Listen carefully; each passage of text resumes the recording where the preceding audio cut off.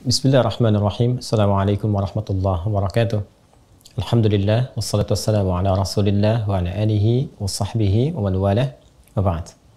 Saudara-saudariku dimanapun Anda berada, dulu sejak zaman jahiliyah, masyarakat Arab tempo dulu berusaha untuk membentuk kelompok-kelompok kecil yang menyebar ke seantero tempat di wilayah padang pasir untuk mencari sumber air dan menyiapkan tempat-tempat tertentu, penampungan-penampungan air sebagai persiapan menuju bulan ke-9 yang begitu terik, begitu panas membakar sehingga berpotensi menjadikan sumur-sumur air menjadi kering dan aktivitas juga menjadi terbatas.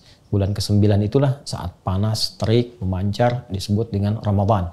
Masyarakat menyebut dengan Ramadan dari kata Ramadha yang berarti terik, panas, membakar. Jika kita ingin jadikan bentuknya superlatif, lebih meningkat lagi, lebih membakar lagi, maka tambahkan alif dan nun di ujungnya. Maka masyarakat menyebutnya dengan Ramadan, bulan, masa, waktu yang sangat terik, membakar, yang sangat panas, membakar. Karena itulah kemudian, sebulan sebelumnya, mereka kemudian membagi tugas, berkelompok-kelompok. Pengelompokan untuk menyebar disebut dengan tasya'ub namanya. Keadaannya disebut dengan Sya'ban. Maka di bulan Sya'ban, bulan yang ke-8, masyarakat seperti yang tadi diuraikan, mereka bertugas menyebar, mencari sumber-sumber air untuk ditampung, dikumpulkan sebagai persiapan di bulan yang ke-9 yaitu bulan Ramadan.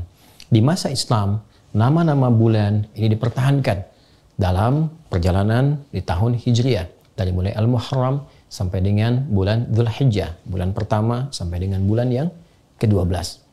Menariknya, pada bulan Sya'ban sampai dengan bulan ke Ramadan ada pergantian kembali, ada pelebaran dari makna. Yang dulu maknanya lebih kepada menunjukkan suasana, iklim, cuaca yang panas membakar, yang terik luar biasa.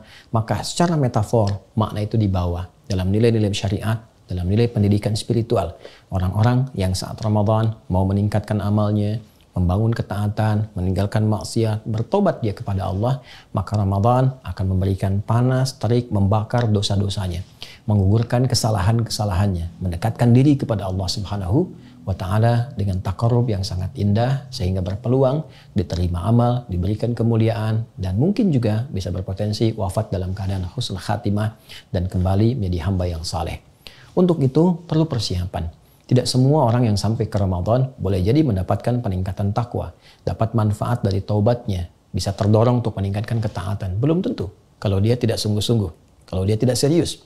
Karena itu ayat puasa ketika dihadirkan di ayat 183 di surah Al-Baqarah itu, penghujungnya Allah akhiri dengan kalimat la'allakum tattaqun, agar kalian mampu meningkatkan takwa. Tapi apakah semua yang puasa bisa meningkat takwa? Belum tentu. Karena la'allakum dikenal dengan huruf taraji, huruf yang menunjukkan terpenuhinya satu harapan dengan syarat kesungguhan, keseriusan untuk mewujudkannya.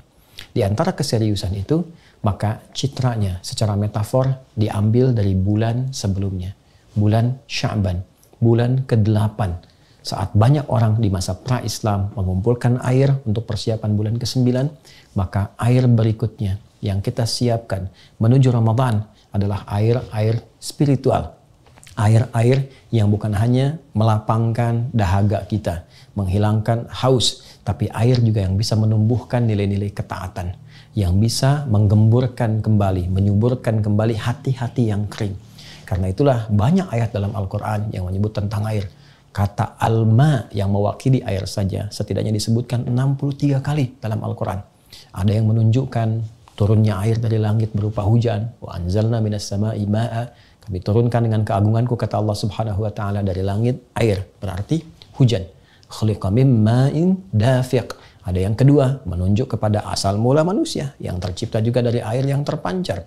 Pun demikian, sumber kehidupan pun juga pusatnya bermula dari air.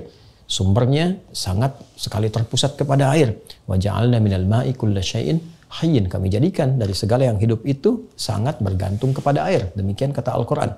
Karena itulah kemudian ada juga metafor-metafor yang mengkiaskan, menganalogikan turunnya air dari langit yang bermanfaat, menggemburkan, menyemburkan tanah-tanah yang kering, hadir tanaman, hadir bebuahan, bisa dikonsumsi. Pun demikian, wahyu seperti air yang turun dari langit.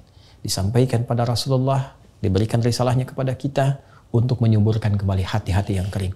Sehingga muncul kemudian bunga-bunga amal saleh, buah-buah kebaikan yang menggerakkan pohon-pohon ranting-ranting tubuh kita. Dari tangan berbuat baik, lisan berkata yang baik, sampai ke ujung kaki. Dan persiapan semua itu mesti diperbaiki, dicari sebelum ke Ramadan sejak bulan Sya'ban. Seperti orang dulu banyak mencari air, maka seharusnya yang terjadi orang sekarang banyak mencari air-air spiritual supaya menjadi kebiasaan saat sampai di bulan Ramadan yang berpotensi menggugurkan dosa, membakar semua kesalahan-kesalahan. Kalau tidak dimulai dari Sya'ban, tidak mudah untuk menjalani Ramadan. Karena itu, mari manfaatkan bulan Sya'ban ini, dan telah masuk kita di awalnya, untuk mengumpulkan banyak air spiritual, berlatih ibadah, meningkatkan ketaatan, sehingga nanti mampu terbiasa saat masuk bulan Ramadan.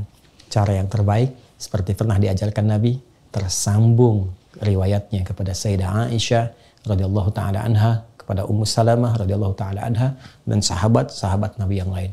Mereka mengatakan seperti dikutip oleh Imam Ahmad, Imam Abu Daud, Imam An-Nasai dalam kitab-kitab mereka, bahwa sejak Sya'ban Nabi seringkali terlihat, disaksikan banyak menunaikan ibadah siam. Jadi Rasulullah pun mengajarkan kepada kita untuk beradaptasi puasa lebih dulu.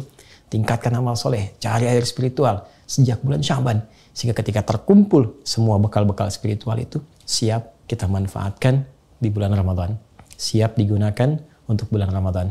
Nabi SAW bahkan pernah disebutkan menunaikan puasa di Sya'ban seutuhnya, sepenuhnya, full. Ada juga yang menafsirkan, kadang Nabi buka, kadang puasa. Ini menunjukkan kesan memperbanyak latihan, memperbanyak mendekat, dan semoga dengan itu mengantarkan kesiapan pada bulan Ramadan untuk membangun ketaatan, mendekat kepada Allah, dan membakar semua dosa-dosa dan kesalahan yang pernah diperbuat. Alhamdulillah, setelah sampai di bulan Sya'ban, semoga Allah berkahi, semoga Allah bimbing untuk meningkatkan ketaatan, dan semoga siap menghadapi Ramadan. Adi Hidayat, Assalamualaikum warahmatullahi wabarakatuh.